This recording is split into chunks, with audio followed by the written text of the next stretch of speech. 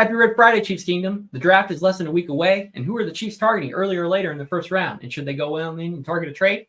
Is the starting O-line set for 2024, or will a free agent or rookie come in and take a spot? Mahomes is in Texas with all his receivers. What does this mean for the season?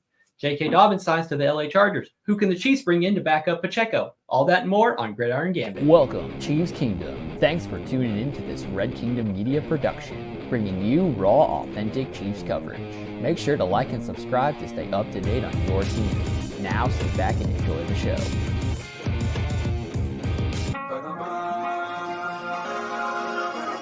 Offseason. Let's work. Hey. Welcome to this Red Friday edition of Gridiron Gambit. I am your host for this evening, Clinton.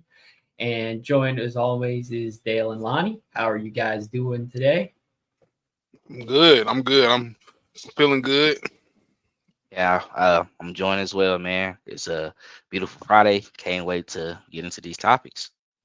Yes, sir. So the draft is less than a week away. So obviously we're going to be pretty heavy and some stuff related to that. But if you want to see more draft content, stay tuned for draft night. And afterwards, we've got some stuff planned to give you guys something for that. So if you guys are up and around during the draft and want to hang out with us, we've got something planned for you.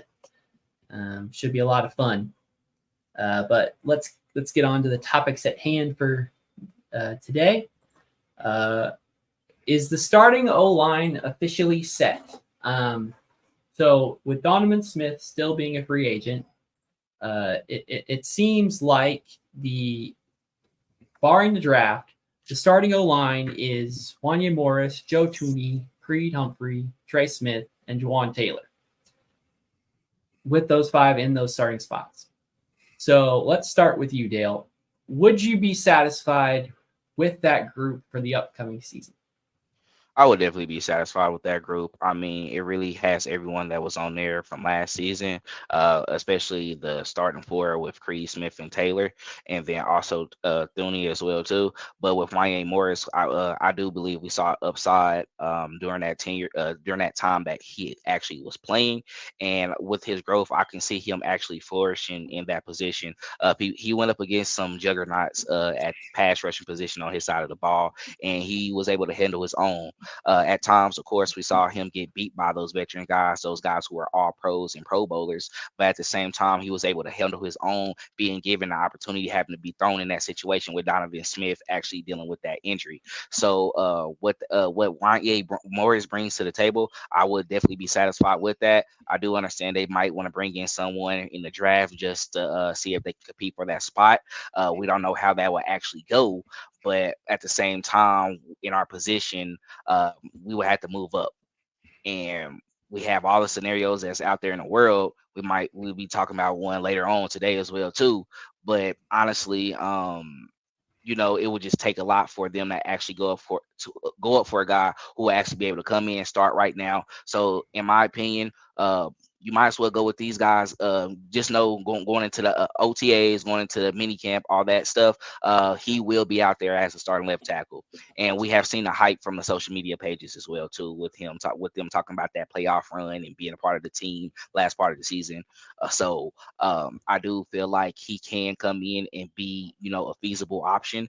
And then we have to let him grow. And who knows, he may become that guy that we actually want on the left-hand side. And I think that brings, it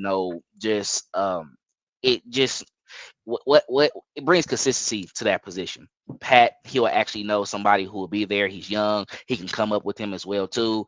We not trading for somebody, mid at the end of the offseason, bring them in before the draft or anything like that. Like, hey, you worked with him already. He's coming in now. So I think this will be, I like it. I like it. And then you got a veteran of Joe Thuney right there beside you as well too. So anything that he probably need any advice on, he'll be able to let him know.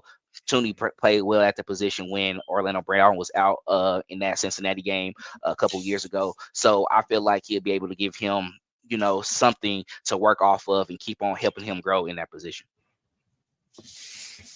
Yeah, and I definitely like the lineup just in general. It's like you said, it's recycling the same guys from last year. I was satisfied with it when Wanya Morris had to step in for Donovan Smith when he went down with the stinger. for that period of time that he did go down for. And he did go up against a gauntlet of pass rushers, Hendrickson, Von Miller. So he has some guys that he had to play that were very, very good in there. And he held his own. So I like what I've seen from Wanya Morris. I do think the Chiefs will probably bring someone in to compete with Wanya Morris to try and get the best out of him at that position. But I definitely am fine with that, guys. I think cohesiveness is the biggest thing that we need when it comes to offensive line, especially when you have a 2-time Super Bowl MVP, a 2-time MVP that you're protecting. The last thing you want to do is continue to have a revolving door and anywhere on the offensive line where people don't understand his drop, how he's dropping, where he's dropping, and then what he's doing. The last thing you want to do is see somebody get stepped on, rolled up because they don't understand the drop or get a broken leg or tear ACL. So we have to solidify it. And if that's the guy that we need to put out there to just have some cohesiveness in the show, okay, we're not going to just keep recycling 1-year tackles over here on the left-hand side, then I think that's what we have to do here. But I definitely think they bring someone in to try and get the best out of Wanya Morris, pull the best out of him, get him to compete for that job, and he may get beat out for the job.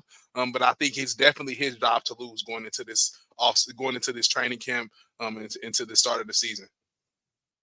Well, I think based on the way you answered that, you indirectly answered it the opposite way, but I agree with you that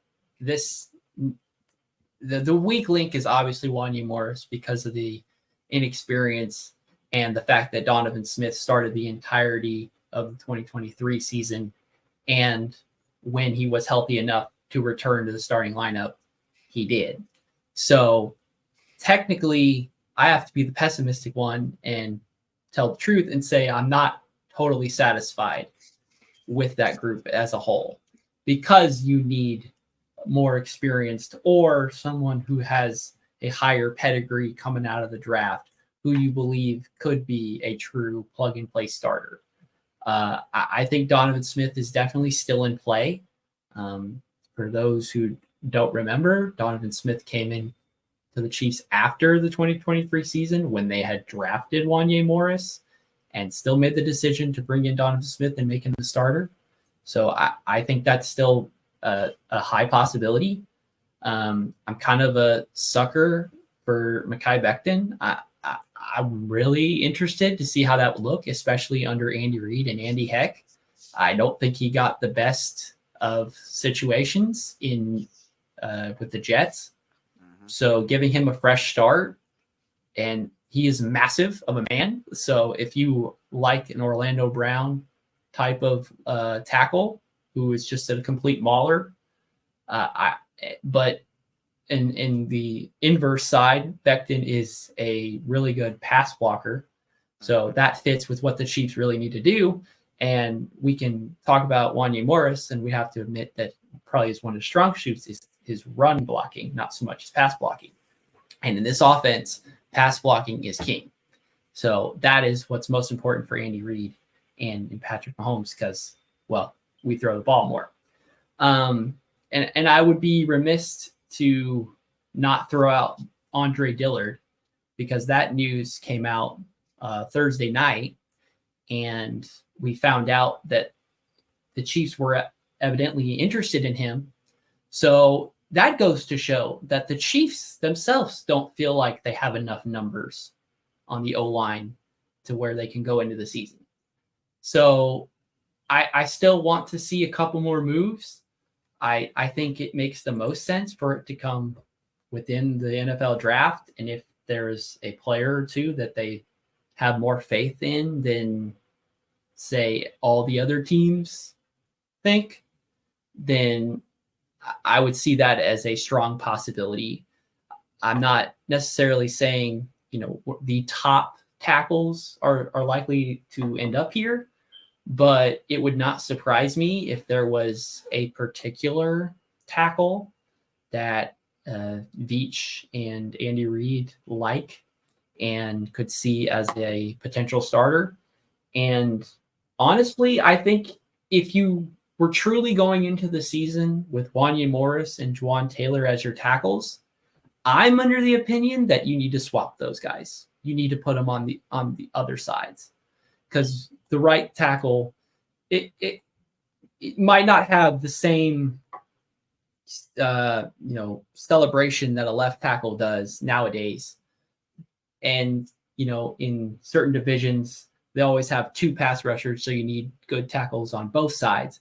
But I just feel like Wanye would have a stronger skill set at the right tackle. I know he played left in college, but that seems to be the tactic with any NFL tackle prospect. If you don't excel on the left side, then you get thrown onto the right side. And then if you don't excel as a tackle, then you get thrown in at guard. And I think at this point, Lonnie has mentioned that he retired of the revolving door of tackles. The worst thing the Chiefs could do is take who they think is another tackle and have him not pan out at tackle and then have a surplus at guards. So I think they've got their eyes set on somebody. I don't think that they're satisfied with their starting 5 at this point, and they're looking to add somebody. If it's the draft or if it's after the draft because they didn't get somebody they want, they're going to bring in a veteran free agent. But my only thought on that is if you were going to change them, you would have changed it when it first happened. So when Donovan Smith went down, I feel like you would have just moved Jawan Taylor over there. You wouldn't even let Wanye Morris supplement and play left tackle. So that's just my thought process on it. You gave him a shot at it. You made it look like you trusted him at that position. It was no other question. I know when I forgot what I don't want to mispronounce the guy's name that came in and filled in for Jawan Taylor against the Jets for a minute before he tore his Achilles. I think it was Wangu or something like that. Prince Tego Wanagu. Yeah. So he was a pretty good guy, but I'm just saying, like, you went the way of Wanye Morris. So to just tell him no, you're not going to get the snaps at left tackle. Oh, we're going to have you play right tackle, and we're going to switch a guy that struggled at that position over to one of the most important positions. I know you guys say both of them are important. I just don't. I don't see that, but. The biggest gripe was you paid Taylor all that money. At some point, you eventually wanted to move him over. I think what Lonnie is saying is like, why don't you just move him now? That was the perfect opportunity to just see what we have and see what he can do on the left side, and you didn't do it. So I think right now, what you're saying is a fair observation. But bringing in people and Wanye Morris still wins out, I think that's going to tell us all we need to know once the season comes. And at the end of the day, like, we always need the depth pieces anyway. So it will be a win-win situation for the Chiefs. So let's just hope that, this plays out how we want it to. And then Mahomes, he can have this set line throughout the entire season. And then we can go on this run for another 3-peat. Yes, good point. I'm not rooting against Wanye Morris to succeed. I want there to be the competition, and if he truly did win out and is a starting left tackle in the NFL, and that's what this Super Bowl winning organization believes, then I'll follow in line. That's just not what we were presented when the last season started, and I didn't think that we saw enough of a growth within the season for them to completely changed their mind. So, anything else about the starting O-line? Good. All right. Next up, we've got the Mahomes Texas OTAs. So, obviously, we know that Tom Brady started this approach, especially around the pandemic time, of screw getting everybody at the stadium and on the practice field and playing there. Just be in Texas, stay with Patrick. Just it's basically pitch and catch drills anyway. So Mahomes has been hosting these offseason workouts. We've seen pictures with his trainer, and basically every single receiver that you can think of for the Chiefs were there, including Thuney, Hollywood Brown, and even Rashee Rice, with a lot of us not knowing what his future is like. Dale, do you think that these workouts genuinely affect the offense and the relationship and that connection with Patrick Mahomes?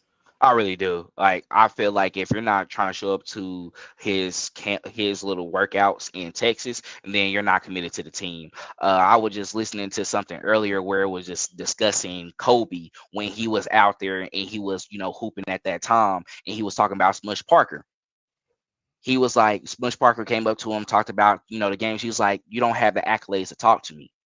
And Gilbert Arenas said, and he mentioned, he was like, that was a moment he felt like he didn't go to one of those workouts that Kobe said come to at 3 or 4 o'clock in the morning, because this is a guy who won 3 or 4 championships at that time. Why you're not trying to get on that same level of trying to get that success? Because if you're not trying to go out there and grind right now, what you gonna do when the season happens? A lot of times it's like, it's okay for you to have the God-given talent of being great, but really you got to work your butt off to really become to this level of excellence. And it doesn't matter that you didn't, okay, if God gave you that talent, that's fine. But what you going to do on top of that? Because now you can do even more. So I feel like if you're not showing up to these particular workouts, you're not trying to get the connection with Mahomes so he can be able to throw you the ball a lot more. So he can be able to go out there and y'all have that connection, knowing that if you see something out on the field that, okay, now you go this way, he knows you going that way as well too. He get it over to you. Seeing Kadarius Toney out there was a big positive for me. I was glad, because I think last season we didn't see too much of that in the offseason. I think he was just enjoying having that Super Bowl ring, rubbing it in on New York Giant fans. That's pretty much what I saw out there. I think it was a time he did show up, but I see him out there a lot earlier. And he's like, you know what? A lot of people were talking about me dropping the ball. Let me go ahead and get this work early. So that can be, a big up, and hopefully he can get more involved next season. But I talked about this with McCole Hartman. I rarely saw him out there. And what's going on with him right now? He's a 3-time champion. And he had a big play in the Super Bowl. It wasn't consistent throughout the season. You were missing on some deep balls where you got open. You ran a little bit more, could have got to it. If you knew where he was going with the ball as well, you could have got to that area. It's just certain things like that. And even though it's no one out there in front of you, but you're getting the rhythm of actually running a route and knowing when he has to throw the ball to you and where you have to be at this certain time as well. So that's important. So I do put a lot in this when I actually see, and I do genuinely think it affects the offense. But at the same time, I'm not going to say that for that guys who probably get added on late and then they end up showing up and being able to produce. That's great. It was a situation probably why you didn't come at that time. But for guys who's already on the team, you got a roster spot going into the next season. You need to be at those workouts with Pat, because Pat, he gets lit too. Y'all can still have a good time. We're working during the day. We can go kick it at night. He does it. He know what he's a professional. This way he has been around his whole life. So when he's Brady level now, he say go somewhere, you go. I'm sorry, a lot of people might disagree right now. He's the only guy right now I think that has like 3+ championships as a quarterback. Tom Brady's out the league. I don't know. I don't think it's anybody else. Well, if it is, it's probably backups. But as a starter, with a lot of people in here right now, they're not winners. So this guy is winning. Come be a part of that. Come be the part of that. Get ready for next season. I do think it is important that you work out with him when he has these sessions in Texas. I think it's important too, genuinely, for guys to come down to Texas and work out with him. I didn't really think that they were out there really doing anything until like I seen Chase Daniels retweet today, like when Hollywood Brown rerunning that route and talking about he's running a special seam route. 18 to 22 yards. He's looking for a landmark. Mahomes hits him. So I didn't think it really all made sense until I really seen Chase Daniels just kind of breaking down him running that route today. This is a guy that was in the Chiefs organization. That's been through the OTA several times with several organizations, but just the Chiefs organization specifically. A guy that's also been around Andy Reid a ton. And knows a lot about just the nuances of the Kansas City offense. So I think they mean a lot. They mean a ton. Just getting that little detail today that we got from him. So with that being said, I think they go a long way. I think the guys that aren't there, you do see the effect when it comes to the season because it's just little intricate details like that that we don't really know. We don't really get to see. We didn't know at wide receiver 3 he's breaking a route off at 18 to 20 yards, just depending on what a linebacker does. Like we don't know things like that, and we can't because we're not quarterbacks. We're not in the room with those guys, but that's type of information that they get when they get to go down there with Mahomes and work out. Those are the type of things that he sees. Those are the type of things that Andy Reid is wanting within his offense, and I think that's just great when you can communicate from the top. of the snake instead of and like kind of work its way down. So I think it's great for those guys to be working out there in Texas. I'm happy to see Rashee Rice out there despite the trouble that he's fighting right now. I'm happy to see KT too as well, and happy to see Scott Moore. We also seen a guy that we like, Nico Remigio. So we see a lot of guys out there just getting a lot of work. I feel like it works to an extent. I know we have probably MBS is probably down there a lot, and it just didn't translate. So I know it works to an extent. And I think it genuinely does affect the offense. I just don't know how it affects it with these particular guys, because you still have to line up, and you still have to, a defender still has to make certain decisions, and you kind of need a body out there, kind of be banging. You got to have some shoulder pads on, get some contact. It has to be live. Bullets have to be flying. So I don't know how much it really means, but I think it genuinely does affect the offense. Just seeing that tweet today. Let's see. Does it affect the offense? Yes. Does it mean as much as we like it to? Probably not. We saw this workout, so obviously we know, that we want them to do this, that we won Super Bowls when they did it, so it was a good choice. But I think too much is made of the importance of this period when it's just kind of pitch and catch and running some routes. You don't really have the true offensive minds in the room dictating how these practices go. They're just workouts, as they're called, and they're voluntary. There's lots of, franchise level wide receivers that are not doing these workouts because they deem getting a contract the most important. Dale, you brought up God-given talent, and at this point, it's all about hard work. You want these guys to showcase that they're going to do the hard work and the not fun work. And being in Texas during a time when this is your couple months to relax shows that most of the guys are serious. It's going to be a question whether it translates onto the field. Let's see. Last year, we heard that Mahomes was working out with some rookie wide receivers. I think with all the talk that we've had this offseason, and especially with the Rashee Rice, we would have assumed that was happening. But I haven't heard any reports that Mahomes was throwing to any rookie wide receivers. And arguably, we're all clamoring that not only are they going to draft one, they're going to draft two. So all this work with the current Chiefs wide receivers, and we're looking to add more to the roster. So it's important for chemistry's sake, but I don't think the personnel really dictates the actual final roster when the season comes around. I'm not sure how many of those guys are still in prominent starting roles.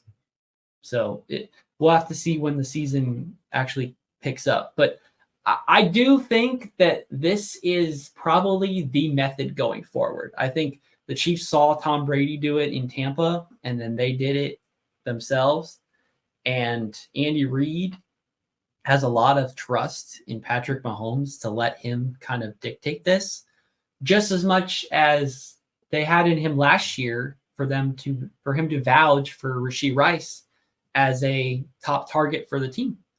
So it's important that Patrick has the input for the Chiefs because he is the franchise. So it's not saying that everything Patrick wants he gets, but Patrick gets consulted on everything that goes on. So this is obviously something that Andy Reid likes because it's continued.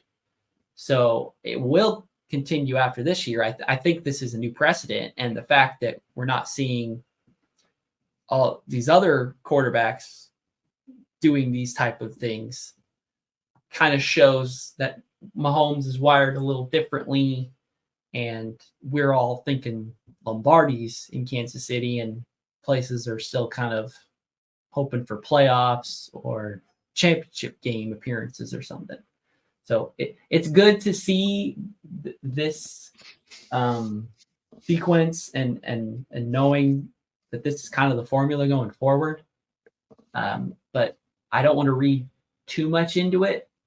Honestly, out of everybody, I think Hollywood Brown shows the most promise, and because he's been in the league longer than everybody else, so you would assume that. But this is the first time he's gotten to run routes and learn some of the different dynamics he needs to do based on what he's doing and what his coverages is and what Patrick's preferences are versus what he had to deal with Lamar and Kyler. So it'll be interesting to see the end of those workouts, and when preseason rolls around, if we can see the immediacy of those workouts take effect, or if they're more just kind of placebos and assumed things were going to work out just because we saw some clips show up on social media.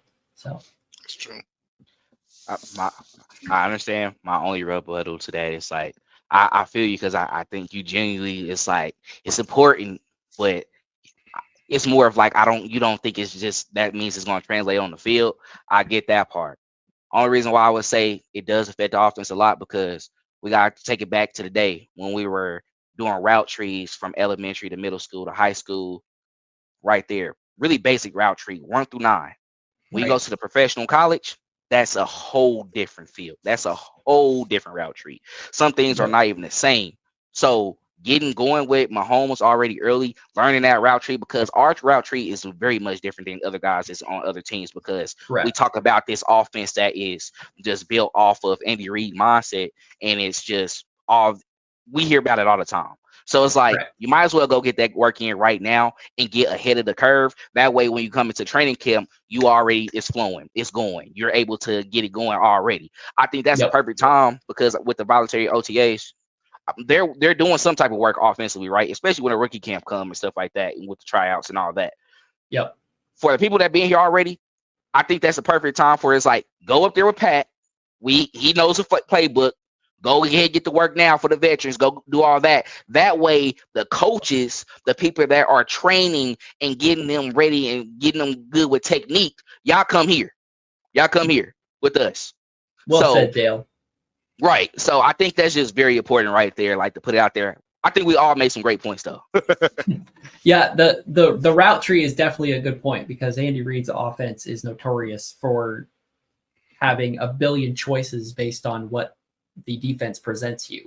And if you're as good of a player like Travis Kelce is, sometimes you even get a little bit more leeway and say, maybe have some more input in what happens. And if you show yourself to be a smart football player, Andy Reid will listen to you and take in your input. So we might see that type of influence happen during the season due to this offseason work. So I just wanted to say, I think it may be so many choices that's why we see guys sometimes struggle when they come in as rookies. It's just too much in general, and that's why I said I didn't want to put too much stock into it once again, because it doesn't always translate with guys, and I see, because you don't have a defender out there, so you can't really say what to do. Or the only guy that knows how to paint and just make anything out of thin air is Travis Kelce. So it's hard to say it's going to translate. We really don't know, because we don't know what coverage is going to look like. People run different type of stuff, and it's like Mahomes gets confused, always something that we never seen before. And the only one that can scrabble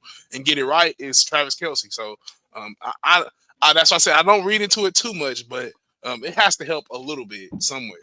That's a fair point. Because you could argue that Rashee Rice had his success in our offense so quickly because they limited what he was asked to do. If he was given like the full keys to the car, so to speak, to have to make all these changes, maybe Rashee doesn't blossom as quickly as he does. But because they put him in a spot that he excelled at, we got to see the results and we saw it right away. So now, a year further into that system, let's see if Rashee has to do more. So great. Good points. Make sure to like and subscribe. Follow us on all our social media platforms at Red Kingdom Media. Give us 5 stars on Spotify. Subscribe to all our social media platforms.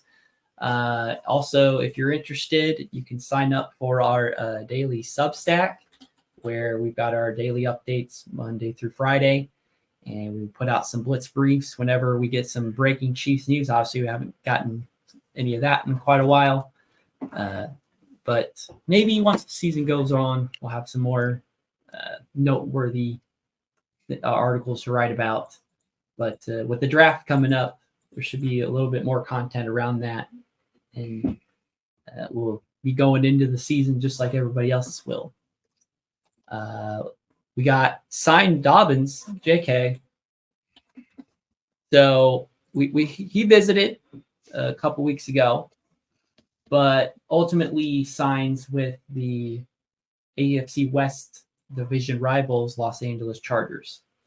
So do the Chiefs need additional help at running back? And if so, who is somebody you are targeting? So honestly, we don't really. To me, okay. Let me not lie. We probably need one more person just to have the solid three that we want, that we can depend on. I know we do have Deneric Prince. I'm not going to save the international guy anymore because obviously out there with Mahomes as well too. I don't know why he's running routes, but he need to be in the backfield. You're a runner, but it's okay. But draft wise, what I'm seeing right now, Daniel Jeremiah wrote about this guy, but the one who makes the most sense, it looks like, is Jalen Wright. He's around 5'10". He's a speedster as well too. He has a lot of athleticism, and he'll probably be a perfect match with the Kansas City Chiefs. And especially what we need as well too with his elusiveness and explosiveness. Pacheco, he's a guy who is kind of like balanced. He can do it all. He likes contact, but he can also break one on you as well too, and he can accelerate. Clyde, he is a great passing back, and it looks like he was starting to flourish in that part. And then he's a little bit more shorter as well too, so he can kind of give us those 2 to 3, 4 yards like a rolling ball. So it's like we have that, but we need that guy who somewhat mimics Jet McKinnon. A little bit smaller, a lot quicker, has a lot of finesse. I think he can bring that in there. And another guy that they were talking about is Dylan Johnson. Not really great athleticism wise, but they say he's someone who will be a great short yardage back. They say he can potentially be better than Pacheco, just because he can keep it moving. He likes contact. He can move off of it, and he has a vision as well too. But he's just not as quick. He had, like, as a running back, not a great 4.6 8, not perfect. So you're not someone who's just gonna be running guys down, but you might be someone who can just get us those extra 3 to 4 yards. I say all this to say this. I do want another running back. I would have loved to have J.K. Dobbins, but if they're not pressing it, I'm not either. Just because we know we had Pacheco, we know we had Clyde, and we were hyping up the Deneric Prince, and we had P. Ron as well too. And y'all heard me a lot say that I kind of like P. Ron. He actually reminded me of his cousin Samaj, who played for Cincinnati, who had like that great game against us. Pretty much could bounce out, give him the opportunities. He can make a couple plays and be like, okay, he flashing, and I like it. So it's like I can work with that. But if you're trying to bring someone in where you have a solid 3, yeah, probably go get that right guy from Tennessee. I think he'll come in and be a perfect match, a perfect marriage for the offense.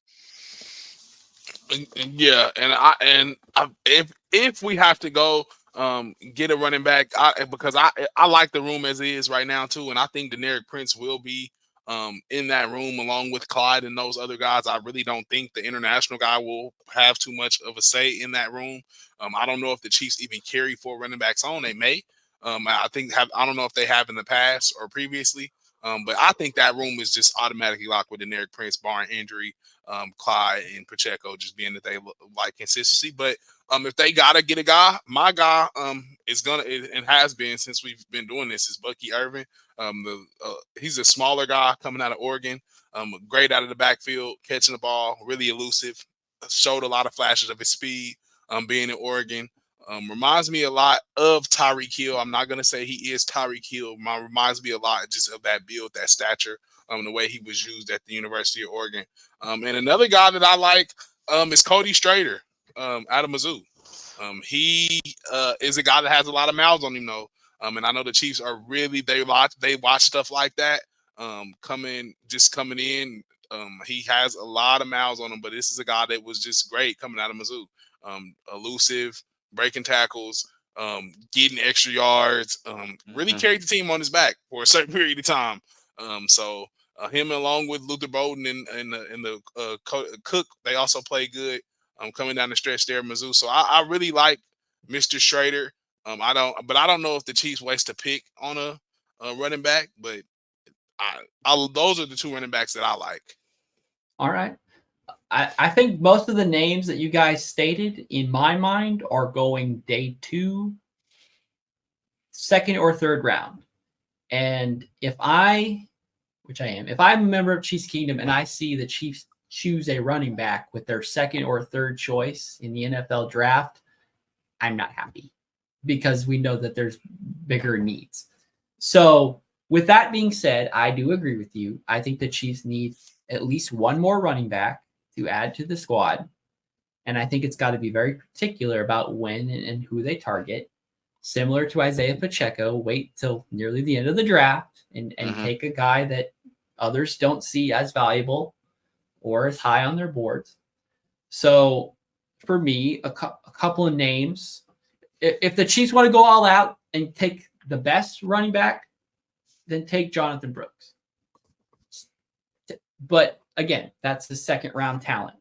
I think Jalen Wright and Bucky Irving are second round, maybe early third round talent. So for me, I'm leaning towards somebody like Will Shipley from Clemson, because I think that's somebody who's like a 6th round pick, maybe 5th or 7th. And you've got a guy who is basically fit for Andy Reid's zone blocking at a time when all of us maybe don't want him to be running zone schemes anymore. Andy Reid is a creature of habit. So if he finds players who will fit the schemes that he wants to run, I think they will see more value in those players than other teams will. We saw the Chiefs value Rashee Rice last season in a 2nd round when he was possibly more of a 3rd round talent. That hasn't stopped the Chiefs before from taking somebody that they think can fit into their schemes. So that's a guy that I could see coming in. Trey Benson out of Florida State's probably like a late 3rd round pick, maybe compensation pick. I wouldn't be too upset if we taken 2 or 3 other positions and that's just the best player on their board. I can understand that one. There's Marshawn Lloyd out of USC, like a 4th round pick. I'm not opposed to that, especially compensation.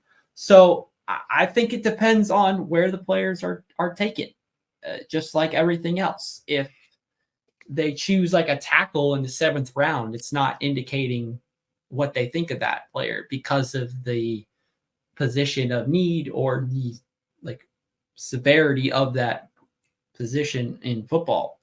So the guys I'm looking for are going to be 4th round, 5th round, even later. And depending on the needs of other teams, the available running backs, if you're looking at like the top 10, you might be down to literally number 10, or you have to find even further down the list and find some diamonds in the rough. So I agree that the Chiefs need to at least bring in somebody else. But I think depending on where they find that particular help, Chiefs Kingdom is going to be up in arms about it, especially knowing that Pacheco is the starter. And there's no running back in this class that you would say you want to start over Isaiah Pacheco either. No. So you're going into this draft looking for a backup running back. And when you look for backups in a draft, I don't know. It's not a good game to play. You're not looking for true talent at that point. You're just like looking to fill spots, and you never want to just fill spots. Yeah, and I would say with that, it's more with that point. It's like, if anything, it's the best available person on the board for you, and that will probably be like 6, 7 rounds. So I do feel that Pacheco 7th round, he's our starting running back. It's okay. Like I'm glad that you put it straight with like those are like day 2 guys, second, third round, which is fine. It's like if I want them to get somebody, okay, I would take them.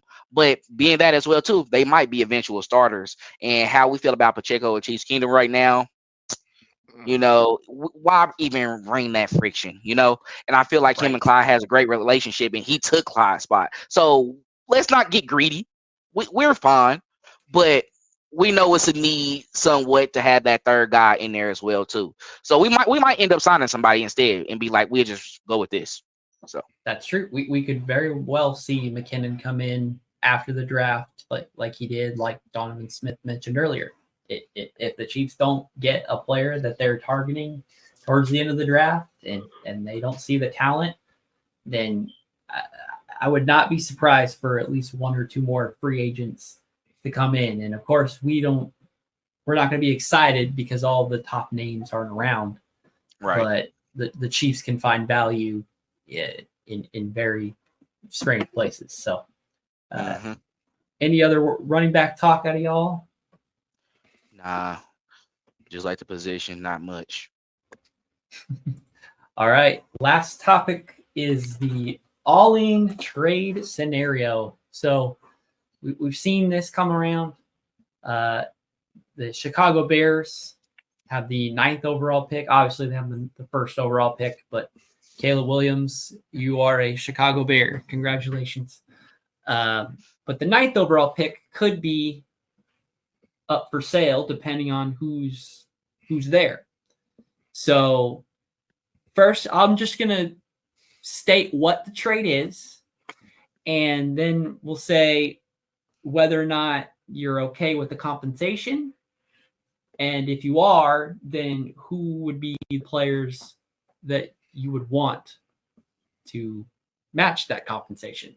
So for the number 9 overall pick, it would take picks 32, 64, 131, and next year's 1st round pick. So Dale, would you be happy with that trade? And who would you want it to be if they did do it? I'm gonna be honest, I'm not that thirsty, y'all. I'm really not that thirsty. So if you're making this trade, it better be the tackle from Notre Dame, or it better be Rome, Brian Thomas Jr., somebody of that caliber, bro. Something like, I don't know. Like, what is Brian Thomas supposed to be, like a later mid 1st round? So you wouldn't want to do that. So I see him as like a 15 to 20. 15 to 20. There's the 3 best wide receivers, and they're all looking to be gone literally with picks 4, 5, 6. If there's not that 4th additional quarterback taken. So all of those guys would be gone. And then I love Joe Alt, and y'all have heard me spout that I think he's probably the only true plug and play left tackle in this draft. If Joe Alt is at number 9 and the Chiefs could spend all this draft pick, I'd take him. But everybody else, like, it's projects. And I think at this point, the Chiefs, knowing that they take projects, would rather do it later in the draft and not give up this kind of future or this super, like, all this assets to do it. Because go ahead, Lonnie, because I'm trying to look up more of it too. Well, I just think if they give up all of that, they're going to get a playmaker. Period. Point blank. It's Neighbors. It's Odunze. It's Worthy. It's somebody that they super duper reach for. And that is just like super duper caught their eye that they're going to make seem like this is our new talent that we just signed out of free agency, but it's just a rookie. They're going to hype them up and pro them like they're the best thing. Because I'll say this, the 9th overall pick, like, that's a good spot to be, but depending on who's there, I mean, I'm seeing people say, yeah, I would do it, and they would take Brock Bowers. Now, I like Brock Bowers. He is tight end number 1, and honestly, he could go to the Chargers at 5 if they like him that much. But if I'm in the Chiefs, I am not giving up that much draft capital for a tight end. As good as Brock Bowers is, and as good as a combination with Travis Kelce that could be, I'm not giving up that much and future draft capital for a tight. It's got to be a position of need and a position that makes sense. It's got to be left tackle or wide receiver. If you It do can't that, be anything else. If you do that, you're conceding the fact that Travis Kelce is walking out of the door here. Yeah, you're pushing him out the door. At this point, you're saying, yeah, bro, you got like 2 more years left. Just go ahead and bring him up and then go ahead and enjoy your retirement with your brother. Right. Get that money with new heights and everything like that. I don't think they want to do that yet. Because what round did we find Kelce in? That he wasn't he definitely wasn't. He was the first pick of the third round. First pick of the third round. They will be probably more willing to do something like that. Like for real. And try to see if somebody slides. He's not Patrick Mahomes, but the love we have for him with his organization, and he came up with us in those struggles as well too. He was a part of that last era where there was horrible. We're not gonna push you out like that, bro. We're not gonna do that. I don't see that happening. So, just like Clint said, bro, it has to be for that type of compensation. Without having the Chiefs Kingdom in the uproar, it better be a tackle or it has to be a game-breaking playmaker. Somebody that's going to come in that they can, like I said, run promos on. That's going to start day one, that they can shop around and put on T-shirts like he was a day 3 signing of free agency or something, like they spent $100 million on him. So if it's not somebody of that caliber that they can pump a lot of money into, then I don't know if they give up that much compensation without the whole fan base being in uproar, just because that is a lot. Might as well do that for Justin Jefferson. Right. Might as well.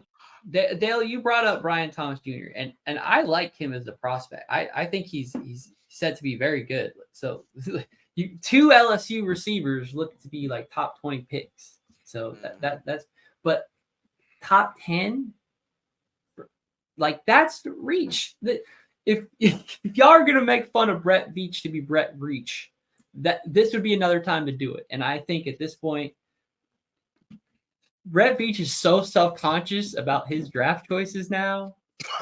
After getting flamed in 2018 and taking Clyde in the first round, Brett Veach is going to get clowned for some bad trades, and I think he's aware of that, and he's going to be extra cautious in making sure that the value is there for him for it to make sense. If the right player isn't there at 9, there's no way they make this trade. They would not just trade up and say, who's here? Let's take somebody. They would have to be targeting a player. And in my mind, if they're targeting a wide receiver, for instance, because that's what majority of people believe is the goal, I think it's move up a little bit in the first round or just stay at 32 and take one of the guys you like, because there is a lot of wide receiver talent this year. But my point is there's 1-1. There's Marvin Harrison Jr. There's Rome and Malik as that tier 1B. And then you got Brian Thomas as like tier 2. And then you got the Texas wide receivers. Rodney, we know he loves legit. I don't know if he creeps up to the first. I've seen Jalen Polk getting creeped up into the first. So people don't like that one. Reaching after, they don't like that one too. Yes, it's all about value, and we're talking about value, and the team talks about value. But if it's the 4th round and they haven't taken a wide receiver, we're gonna be a little salty about it. Rightfully so. But that's the thing with the draft, man. It's a crapshoot. You can't predict what people want. Who knows? Maybe somebody really loves Xavier Worthy and does want him at pick 15 because they just see the value. Obviously, us as home general managers would say that's bad trade, bad value. But if the team feels like they're getting a game-changing player, to hell with what other people think or all the rankings. If they see the value in a player, they'll take them. The Chiefs are no exception to that rule. So It depends, man. I think all of these are fun projections for trades because we know that they're not going to happen. Because the Chiefs are as good of a team as they are, their draft picks amount to nothing. So they're amount for something because they end up picking good players most of the time and find the value where it can be. But I mean, if we're just fans, we only care about the first round. We assume it's only first round guys that are amazing. But more than half of the players in the first round aren't very good. And then there's then Isaiah Pacheco in the 7th round is freaking stud. Brock Purdy, Mr. Irrelevant, is an MVP candidate. So the draft, it doesn't have to make sense, but it's still a game. It's still like rules that people follow, what right, wrong, or indifferent. Yeah, and I say I beg to differ. Veach I've made us all watch the draft and pay attention to every single pick that comes across our phone. Just because he has tended to hit on some guys too, and hit big, especially defensively, just as of lately. So, I think we pay attention more than what we know, and I think they impact us a little bit more than what we know. Mike Dana is one of his guys that he just re-signed, so obviously I think he's seen some upside in that still. So where he kind of made the right decision, but he has whiffed. But that just comes as a part of being the GM. Bill Belichick whiffed on a ton of guys, but he hit on a ton of guys too. So I think we live for Veach over here. So I really think we do. Like I like watching them, and I just pay attention all the way through, just to see who he picks because he will hit. He does miss, but he'll hit. So we talked about adding basically trading away draft capital to get higher up in the draft. What do we think if we get a 2016 scenario? Let's say that JJ McCarthy does go high up in the first round. Bo Nix has been talked about as a fringe first round quarterback, and so is Michael Penix Jr.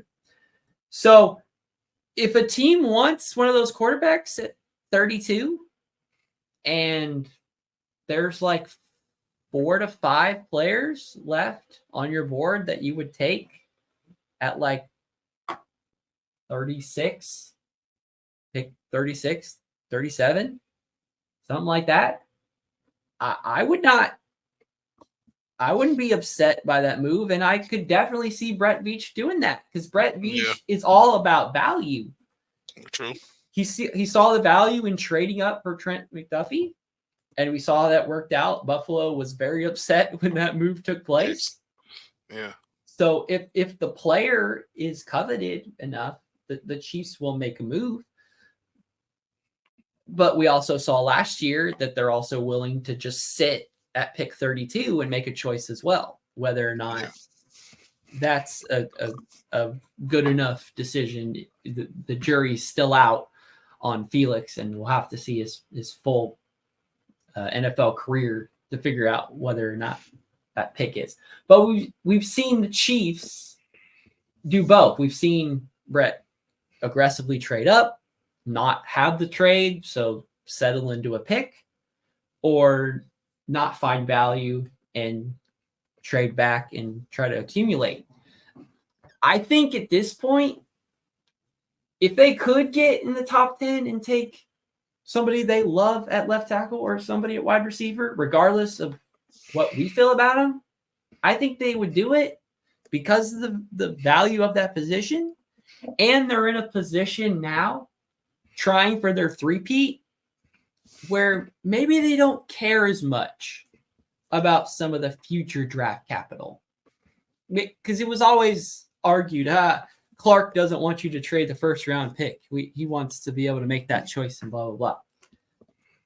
Maybe not so much now. Maybe Clark could see a value in a certain player in a trade that works out where we give up some draft capital in future years because the player makes sense and the position makes sense. If they see one of those left tackles that I'm not as high on within the top 10 or 15, and they say he could be plug and play, then sure, give up next year's first round pick to get that, because we can assume the Chiefs pick at 32 every year, or if not 32, 26 through 30, somewhere in a near championship game. You're not getting the hyped up players at that spot. It has to require a trade up. So the trade has to make sense. It could make sense. If the player is right there and they want him, I could see a trade like this happen. Like last year, I wouldn't have. But because they did get the back-to-back, and because they're trying for the three-peat, and because they spent a little bit of money on Chris Jones, that they're all in. They're all in. Like, they're a championship mode. It's not just a rebuilding the team. They're almost like back in that championship window again while they're still rebuilding. They managed to do both, but I think last year they got lucky with that, and they would really love to have for sure things and have that refined out and say, I'm totally comfortable giving up this future capital because I am very confident in this player's ability and the fact that he'll be here years after that pick is relevant. Nobody cares that Patrick Mahomes was worth 2 first-round draft picks. Nobody cares that the Chiefs didn't make a 2018 first-round pick because they saw what Patrick Mahomes became for us.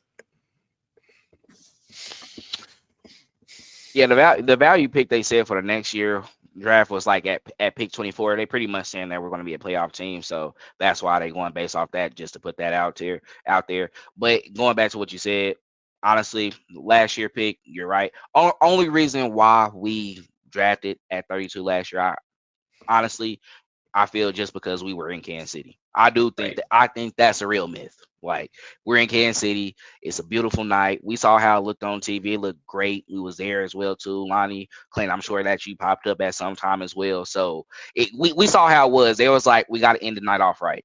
So but yeah, like, honestly, if they do that, it makes sense to me. If you feel like, hey, this guy right here, he's going to be the guy, and that's who we're going to go with, I'm fine with that, because really, when you think about it as well too, we hit on a lot of our picks.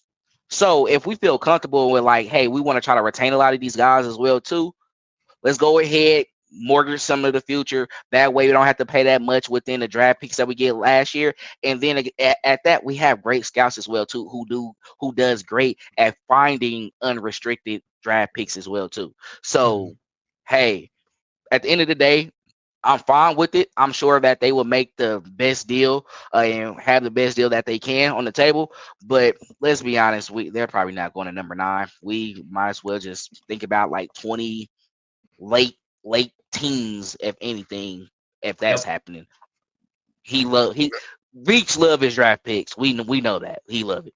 He want to have, this is their game. Y'all know I say that all the time. This is the GM's game. The players play in the season, the GM's play in the off season. That's what they like to do. And like I said, we might have to actually look at they're at pick 32 and there's still a quarterback in the first round and then a team wants them. And we waited all Thursday night for the Chiefs to pick on Friday. So when you're a team as good as the Chiefs and you're not picking high in the draft, value only comes in bunches. They only see certain grades. And one thing to note, this year is like the smallest amount of players attending draft for the first round. And like it's ever, like, I think only like 13 prospects, and all of them are expected to be first round picks. But, obviously, Jerry, that can be subject to change. But it seems like less people are showing up because there's more variety, I guess. Like, anything could happen here. There's the guaranteed players that we basically mocked 1 through 10. Mm-hmm. And then there's everybody else. What do you value more? Do you really want an offensive lineman? Do you want one of the defensive linemen? Like pick your poison. It Or really not or it. or Yeah, it's well, because it's go in ahead. Detroit and there ain't nothing there. It's a war zone. Chill. So I mean, that could be a very good reason too. It's like No. But be who real, wants to like, be there? Who wants to be there like Will Levis for 3 days? Nobody. Like, but this has been the trend since COVID hit as well too. And really, when you think about it, honestly, it makes sense for the top 15 guys to go, because it's like, you made it in that point to where you got there. I mean, everybody who got to the draft, they made it, right? But for you to be the top 15 pick in the first round, and that time is dedicated for you for that night, the whole first round take 3 hours. Like, that's crazy. So it's like, makes sense for them. But let's be honest, we got them draft parties. We got them players want to be lit. They got their people throwing big functions, getting big hauls. I'm not gonna lie, if that was me during this time, oh yeah, I'm on TV. Yep, having a good time. Let alone that the draft takes forever. We all know who the first 3 picks are, and at this point probably know the order it's going into, and probably either know the first 6 picks if there's no trades. We can project the 4th overall pick trade and have that guessed. But like, the fact that we know this much is almost for certain, it's still going to take an hour to get out of the first 5 picks. Like, they're going to drag on 15 minutes for each of these picks. We know who they're taking. Like, we're going to be waiting around all Thursday night. Wait 30 minutes just to find out Caleb Williams is a Bear. Yeah, I know. I knew that already. Why did you? I know you love the pomp, circumstance. And how many minutes be on the clock? 15, man. It's 15 minutes. And then it's an extra 5-10 to get them out. Yeah, bro. Yeah, it does. That was facts. That was facts. This is gonna be like Central Time. I think we're starting at like 7. This is a 5-hour deal. And Sunday or Saturday, the last day of the draft, that's a 8-hour ordeal, and we don't even watch every single pick happen. So, yeah, it's crazy, man. The draft is a gauntlet. This is what the GMs prepare for. So they put a lot of work into this, and I know a lot of us in Chiefs Kingdom have put a lot of work into our mock drafts, but now it's time for the real draft to occur, and Brett Beach can mock all of the drafts that happened because of their ridiculousness. Guys, we went over an hour here. Anything you like to leave the people off with before they head off into their weekend? And we pop in next week with some more draft coverage. Yeah, make sure y'all tap in. Tap in. We got some stuff coming up. We might be on here with y'all on Thursday as well too for a little bit. We're trying to see how that goes. So, hey, it's gonna be fun. We have something to look out for, right after the Super Bowl. So, draft coming up now, and then guess what? Only a few months away to that first preseason game, and then we're here. That's right. And you blink, and already the 2024 season is begun. That's the good thing about being the Chiefs and win the Super Bowl is that offseason, it feels a little shorter because you're too busy celebrating your win, and all these other teams have had all this extra time looking at players because they knew their future was in the future. They didn't have much of a future now, so it's all projection. So the Chiefs are behind in that regard, in that they're looking at prospects in the last couple months, and Cleveland or Chicago's been looking at players since October, ever since we beat them in Kansas City. So, yeah, I'm done trolling. I'm sorry, y'all. I mean, Carolina was horrible. You remember they took their pick, so they was like, we're starting early anyway, because if they're bad and they start off the season 0-10 too, well, they didn't win no game this year, did they? I think they got up to 2 wins. 2 wins at least. So they was like, yeah, we're automatically going to be in the top 3. So that's why they was, start our process now. Hey, Carolina, reach out. If you want the number 32 overall pick, the Chiefs could be in business. We'll take it next year first. We'll see how that goes. Still trolling. Still trolling. Yeah, you're right. I'm still trolling. I can't help myself. Right, if they was dumb enough to do that, I'd be like, yeah, they gotta fire that. They're not. They're not. They gotta fire that. Yeah. GM, bro. They All got right. Tillis now. Don't even wish that on them. Hey, that's true. A lot of the Chiefs front office is getting around different places, so we'll see if any of that Kansas City magic starts sprinkling on other teams. Well, guys, it's been a lot of fun. Lots of storylines, a lot of projection stuff to talk about. We're ready to talk about things that are official, and the fact that we are approaching the draft means that football is nearly back. And we just said it's amazing that football ended. Like it seems like it just came and went so quickly. But it's time to focus on this next coming season, and we will be there with you as the season transpires, just like we were all last season. Thank you all for joining us. God bless each and every one of you. Have a great rest of your day and enjoy your weekend. As always, go Chiefs! Thanks for checking out this update straight from the heart of Chiefs Kingdom. We appreciate your passion, so please leave a like and follow us wherever you tune in from. See you next tailgate, your trusted source for all things Chiefs, Red Kingdom